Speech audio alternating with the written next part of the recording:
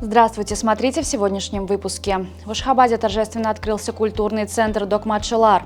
Сардар Бердымухамедов пригласил компании ОАЭ к участию в крупных энергетических проектах Туркменистана.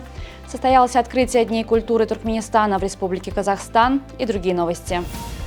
В Ашхабаде торжественно открылся культурный центр «Докмат-Шелар» Министерства текстильной промышленности Туркменистана. По случаю знаменательного события на площади перед новостройкой собрались многочисленные туркменистанцы и гости столицы. Фольклорно-этнографический ансамбль «Докмат-Шелар» исполнил национальные танцы. По цифровой системе к торжеству присоединился национальный лидер туркменского народа, председатель Халк Маслихаты Гурбангулы Бердымухамедов.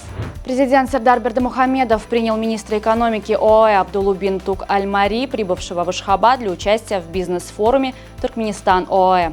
В ходе обсуждения перспектив дальнейшего партнерства стороны обсудили развитие политического диалога и взаимодействия в рамках ООН, рост двустороннего товарооборота, сотрудничество в топливно-энергетическом комплексе, перспективы в сфере возобновляемой энергетики и развития международных транспортных коридоров. Президент Сардар Бердымухамедов пригласил эмиратские компании к участию в осуществляемых в Туркменистане крупных международных энергетических проектах. Президент Сардар Бердымухамедов принял федерального министра промышленности и производства Пакистана Рана Танвир Хусаина. Стороны отметили конструктивный характер политического диалога и развития сотрудничества в рамках международных организаций. Обсуждались перспективы партнерства в промышленности, энергетике и транспорте. Национальный лидер туркменского народа Гурбангулы Бердымухамедов встретился с министром экономики ОАЭ Абдуллой бин Тук Аль-Мари, прибывшим в Ашхабад с рабочим визитом. Стороны отметили высокий уровень межгосударственных отношений, основанных на взаимоуважении и поддержке. Особое внимание было уделено сотрудничеству в энергетическом секторе. Председатель Халк Маслихаты подчеркнул важность проекта газопровода Топи и пригласил эмиратский бизнес к участию в международных проектах Туркменистана. Председатель Халк Маслихаты Туркменистана Гурбангулы Бердымухамедов встретился с федеральным министром промышленности и производства Исламской Республики Пакистан Рана Танвир Хусаином. Стороны обсудили перспективы развития межгосударственных отношений. Национальный лидер туркменского народа Гурбангулы Бердымухамедов подчеркнул плодотворность межгосударственного диалога, основанного на историко-культурной общности народов, а также выразил уверенность, что текущий визит пакистанского министра послужит укреплению двусторонних связей. В Казахстане состоялась торжественная церемония открытия Дней культуры Туркменистана. В рамках торжества был дан концерт мастеров искусств Туркменистана. Казахстанскому зрителю был показан художественный фильм о туркменском поэте Махтумкули Ифраги. Одновременно с этим состоялось открытие выставки прикладного искусства и музейных ценностей Туркменистана. 27 июня Дни культуры завершатся гала-концертом. Туркменпортал совместно с ПРООН в Туркменистане провели тренинг по инклюзивной коммуникации для сотрудников и волонтеров организации ЕНМЕ. Тренинг был направлен на обучение участников навыкам продвижения инклюзивности и разнообразия в работе ЕНМЕ через применение современных коммуникационных практик. Программа включала изучение стратегий использования социальных сетей, создание контента с учетом гендерных аспектов и освещение тем, связанных с людьми с инвалидностью. Астрономы сообщают о приближении к Земле крупного астероида. Ожидается, что 27 июня он пройдет на расстоянии 6,6 миллионов километров от нашей планеты.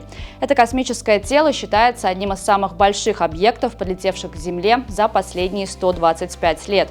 Размеры астероида впечатляют, его ширина составляет от 1,7 до 3,9 километров, что делает его крупнее 99% известных околоземных астероидов.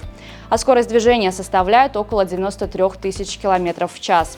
Несмотря на значительный размер, этот астероид примерно в 5 раз меньше космической скалы, которая предположительно стала причиной вымирания динозавров. В 2024 году Qatar Airways вернула себе титул лучшей авиакомпании планеты, обойдя прошлогоднего лидера Singapore Airlines. Результаты престижного рейтинга World Airlines Awards, который ежегодно составляется британской компанией Skytrax с 1999 года, были оглашены накануне в британской столице. Рейтинг Skytrax формируется на основе отзывов пассажиров.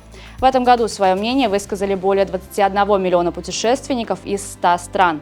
В десятку лидеров также вошли Emirates, Japan Airlines, Turkish Airlines, Air France и другие. Сегодня пройдут заключительные матчи группового этапа Евро-2024. В группе Е встретятся Словения, Румыния и Украина, Бельгия. Все 4 команды имеют по 3 очка. В группе F сыграют Грузия, Португалия и Чехия, Турция. Португалия уже обеспечила выход в плей-офф. У Турции 3 очка, у Чехии и Грузии по 1. В 1/8 финала выйдут команды, занявшие первые и вторые места в группах, а также 4 лучшие из занявших третьи места. Чемпионат Европы проходит в Германии с 14 июня по 14 июля. Действующий чемпион – сборная Италии. Молодежная сборная Туркменистана по футболу примет участие в чемпионате Центральноазиатской футбольной ассоциации. Турнир пройдет с 5 по 12 июля в Джалалабаде. По результатам жеребьевки сборная Туркменистана попала в группу «Б», где сыграет с командами Ирана и Узбекистана. В группе А выступят молодежные сборные Таджикистана, Киргизстана и Афганистана. На сегодня это все. Желаю вам хорошего завершения дня. Увидимся завтра. И не забывайте, что Туркменпортал – ваш самый надежный источник новостей.